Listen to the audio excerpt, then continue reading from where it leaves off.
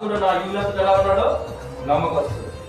దా ఈ ఇల్లు దేవుడిది, ఈ దేహం దేవుడిది, ఈ దేవుడు సృష్టించుకున్నాడు, దేవుడు కట్టుకున్నాడు. దేవుడు కట్టుకున్న దాంట్లో నువ్వు ఎలా చూసుకోవాలి? భద్రంగా చూసుకోవాలి. హల్లెలూయా. ఎలా చూసుకోవాలి దేహాన్ని?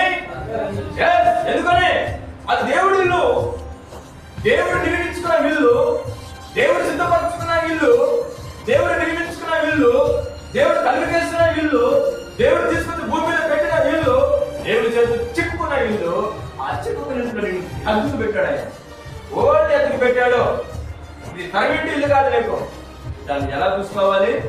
భద్రంగా ఉన్న రోజులు క్షేమంగా ఆరోగ్యంగా దాన్ని ఎలా చూసుకోవాలి?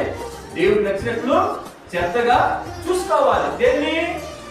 ఈ దేహం మన భక్తి శరీరానికి ఇల్లుని దాన్ని ఎటువంటి ప్రమాదానికి తీసుకోకూడదు. తీసుకోవచ్చా? తీసుకోకూడదు.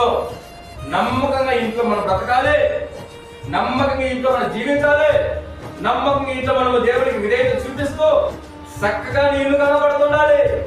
చక్కగా నీళ్లు దేవునికి ఎలాగైతే నేను పెట్టాడో అలా కనబడుతున్నప్పుడు దేవుడిని చూసి ఆనందపడుతూ ఈ ఇల్లు చాలా బాగుందని చెప్పి ఆ ఇంట్లో దేవుడి నివాసములు దానికి ఇష్టపడాలండి.